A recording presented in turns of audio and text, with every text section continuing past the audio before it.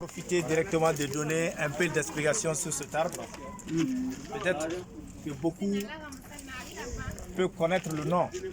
C'est le tamarin, le tamarinier. C'est l'arbre du jus de tamarin que beaucoup d'entre nous ont goûté.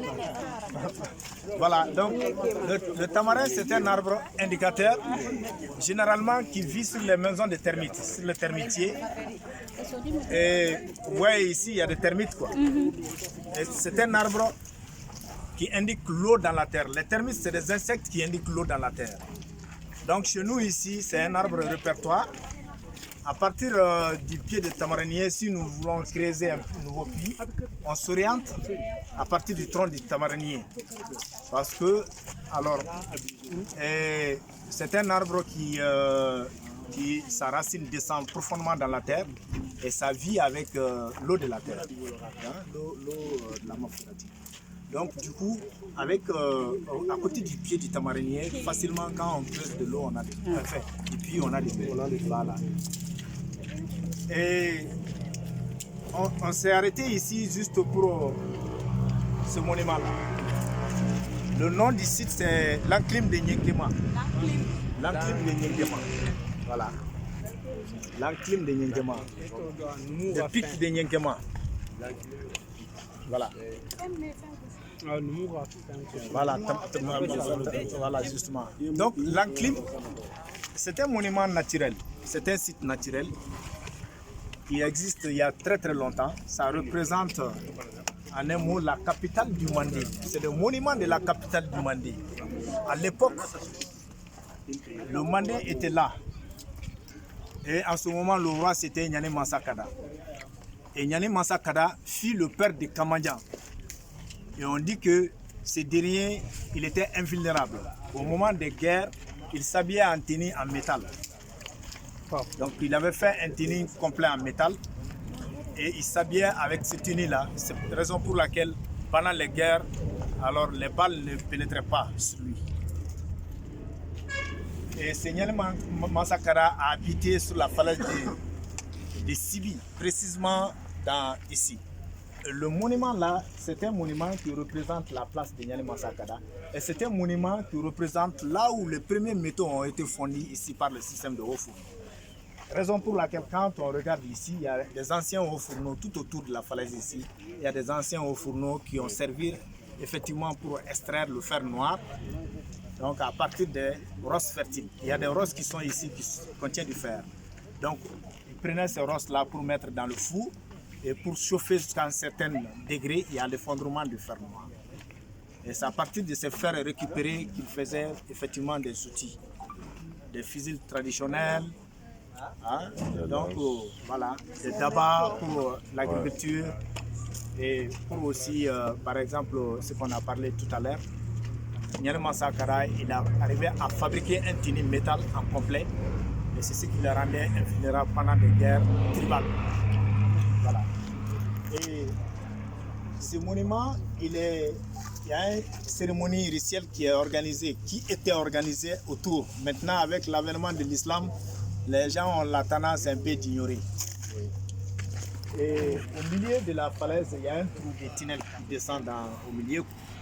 Il y a un trou là-dedans. Voilà. Et à côté, juste à côté, quand vous regardez à droite là ici, c'est une grande grotte qui peut accueillir du monde. Oui, c'est une grande grotte illimitée. Tu rentres là-dedans, à un certain niveau, il n'y a plus d'oxygène. Donc ça servir pour l'habitat préhistorique avant que les arrière-parents aient l'idée de construire les maisons. Ils se sont habités d'abord dans cette caverne-là. Donc c'est la population chaque année qui organisait une cérémonie sacrificielle à côté du site.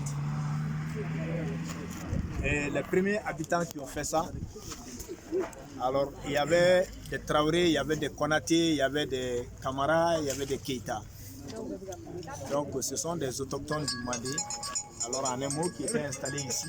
Et l'histoire de l'épopée mandingue commence vraiment d'ici. L'épopée mandingue, on dit que il y avait un buffle, un être humain qui s'est métamorphosé en buffle. qui est la mère de Sogolo Kourouma ou la grand-mère de Sogolo Kourouma, et qui vraiment s'est métamorphosée en buffle pour dévorer la population de Do.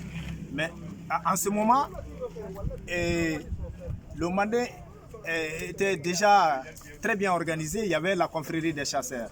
Donc le roi de Do a envoyé le message à travers un tourterelle qui est venu ici au Mandé pour annoncer le message du roi de Do qu'il cherche une solution, il cherche un aide auprès de la confrérie du Mandé pour vraiment sauver la population de Do contre les victimes du pif. Et le message, quand c'est arrivé, il y avait les vieux qui étaient assis ici sous un hangar, sur le hangar. Et le hangar là, c'est le milieu de Dogon qu'on appelle le tournant.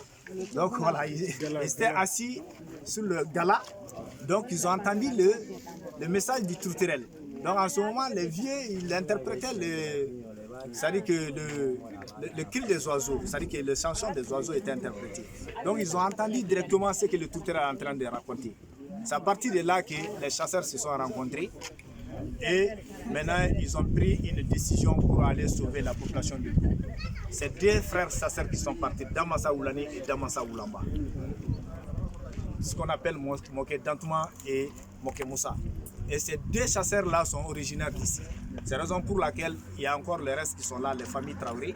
Les autres sont partis sur le côté de Kangaba, la région de Kangaba, Salamale. Mais ils sont là encore le reste. Et encore, il y a des braves chasseurs qui se naissent dans cette famille. Et les deux chasseurs qui sont partis pour combattre le buffle de Do, avant de partir, ils ont fait un jet de cori. Ils ont jeté des cailloux pour prédire. D'abord, analyser pourquoi cet animal et quelle est l'origine vraiment de ce problème. Et ils ont trouvé que cet animal, ce n'était pas un être humain, c'était pas un animal sauvage, mais c'était un être humain qui a prié pour avoir une force mystique et se venger contre effectivement la population parce qu'il a été juste manqué de respect. Voilà. Donc, lorsqu'ils ont découvert ça, à travers les jets de cori et de cailloux, maintenant ils ont dit que la seule solution de combattre contre cet animal, c'est le respect. Parce que l'être humain, c'est manquer de respect. Après, il est parti prier à la nature pour avoir une force mystique afin vraiment de venir à la vengeance. Donc maintenant, les deux chasseurs, en partant maintenant au combat du buffle, ils ont amené du couscous, des mille, qui est fait en bonbon, c'est ce qu'on appelle bombo. Encore, ce couscous de bombo là est consommé dans la confrérie des chasseurs. Donc c'était un repas que les chasseurs ils font à la maison, ils les ramènent avec eux dans la brousse. Ils peuvent faire une semaine avec le bombo. Alors, il se nourrit avec ça, quoi. Donc, c'est un aliment, en fait, qui est très ancien, un repas très, très ancien, mais qui est sous forme un peu de bonbons, mais qui est fait à base de pâtes d'arachide et de mil. Ils ont amené le bonbon avec eux, ils ont amené également le poudre de tabac, ils ont amené le fruit d'un arbre qu'on appelle, non, c'est bourré. C'est une espèce, voilà. Donc, voilà. Et avant qu'on découvre le cola, c'était le bourrin qui était à la place du cola ici. Donc, ils ont amené le fruit du bourré aussi. Donc, l'ensemble de ces choses-là, ils ont mis dans leur récipient. Ils sont partis à la découverte du buffle. Donc, l'histoire est très longue. Bref, ce qu'on peut vous dire par rapport à ici, alors c'est que le site là, c'est un monument naturel qui représente effectivement là où les premiers métaux ont été fondus, découverts par le système du haut fourneau. Et c'est là où également le Mandé était à l'époque, précisément le royaume de Djolofi. Voilà, Djolofi Mansa. Voilà, justement.